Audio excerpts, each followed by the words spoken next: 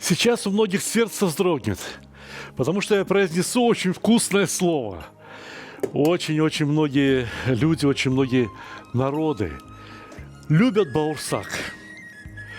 Я очень доверяю татарским кулинарам, потому что сейчас я пишу книгу о татарской кухне. Не так давно я готовил баурсак, но баурсак совершенно особый, с печенью.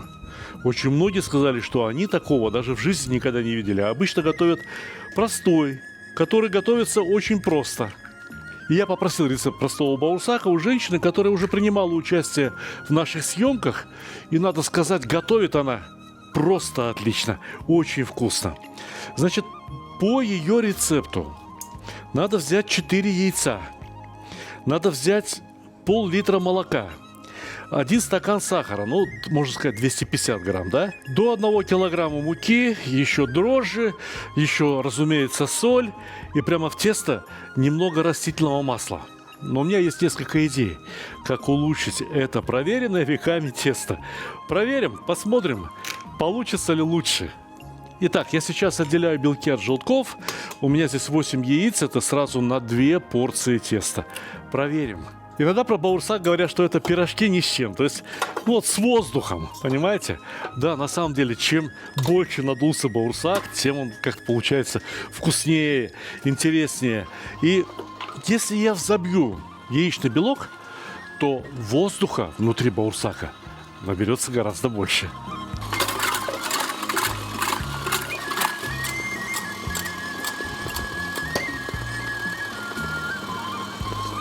И еще я хочу спросить у вас. Вот по многим рецептам взбиваются яичные белки вместе с сахаром.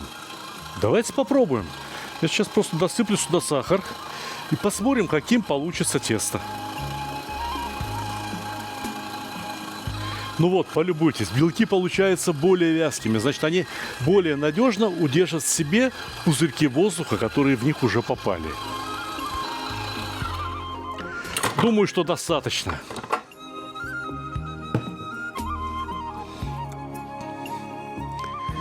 Когда взбиваете в белки, чаша должна быть абсолютно сухой. На ней не должно быть ни капли жира. И, разумеется, в нее не должен попасть желток. Но когда взбиваете желток, а сейчас я буду взбивать именно желтки, ничего страшного, если там будет еще и немного белка. Хочу поделиться с вами еще одним секретом. Если в тесте присутствуют желтки и растительное масло, взбивайте их вместе, а потом уже замешивайте тесто. Тесто получится намного вкуснее. Это я уже проверял. По рецепту, который мне прислала Лилия Апа, на каждую порцию теста полагается 2-3 ложки растительного масла. Соответственно, нальем сюда от 4 до 6 ложек растительного масла. Можно сразу насыпать соль. Я думаю, что на каждую порцию примерно по 2 щепотки. И взбиваем точно так же, как только что взбивали белки.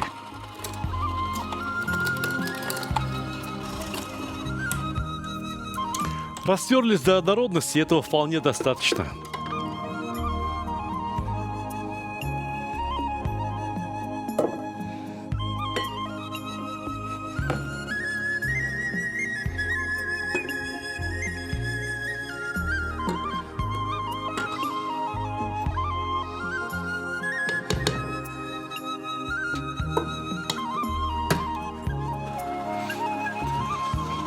Начинаем замешивать тесто, вливаем пол-литра молока.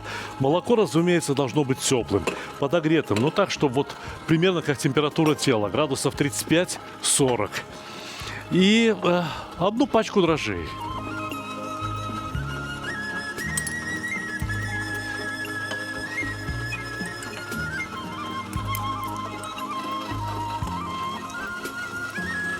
Начинаем добавлять муку.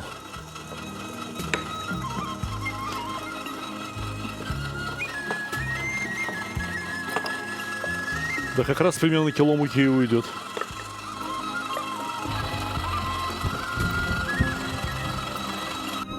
Тесто, разумеется, накрыть крышкой, оставить в теплом месте, чтобы подходило. Ну а пока замесим точно такое же тесто, только вместо молока кефир и щепотка соды.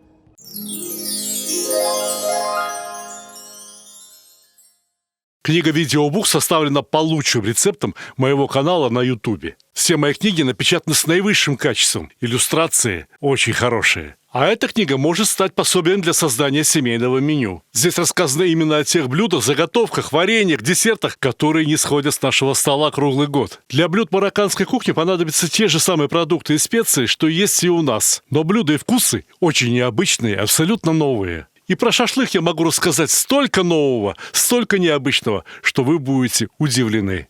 Да и в казане можно готовить не только плов. Казан – это настоящий рояль на кухне. Подробнейший самоучитель, как готовить в казане, как готовить вообще. Если вы все еще спорите о приготовлении плова, а кое-кто из ваших друзей знает единственный верный рецепт, открывайте эту книгу. Здесь десятки рецептов и подробнейшее кулинарное исследование. Книги можно заказать с автографом, за исключением вот этих малюток, потому что они на моющейся бумаге.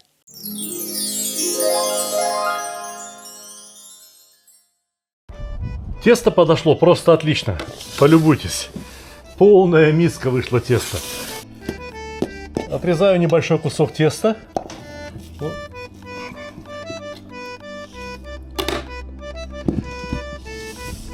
Мне было сказано, крути и закручивай жгут так, чтобы он получился размером с большой палец. То есть вот такие баурсаки должны получиться.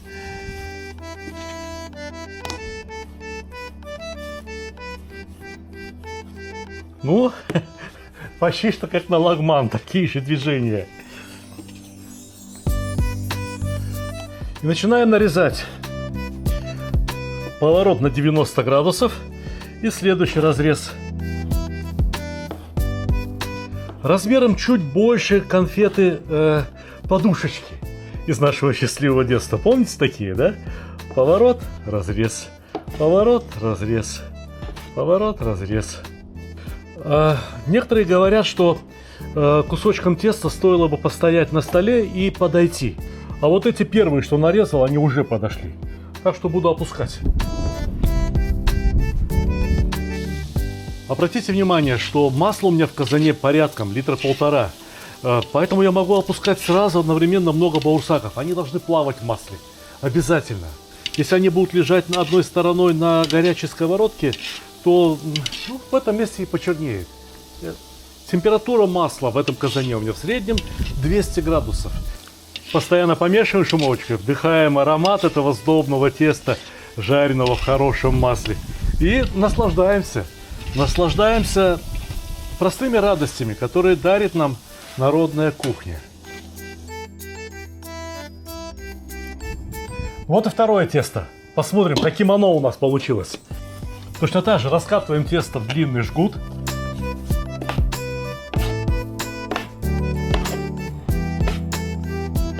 Комочки теста постояли на столе минут 15-20, под крышечкой непременно, чтобы не высохли.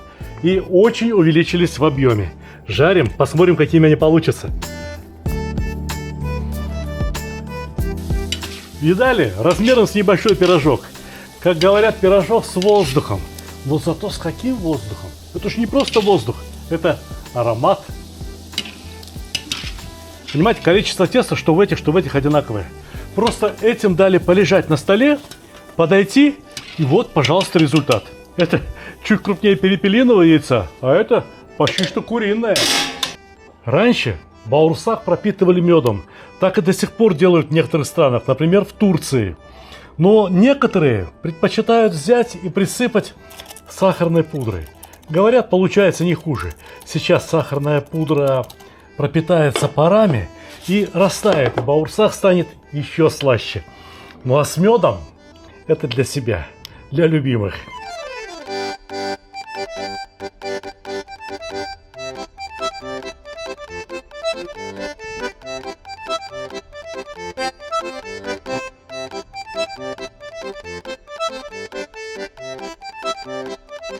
Ну и, как говорится, приятного аппетита.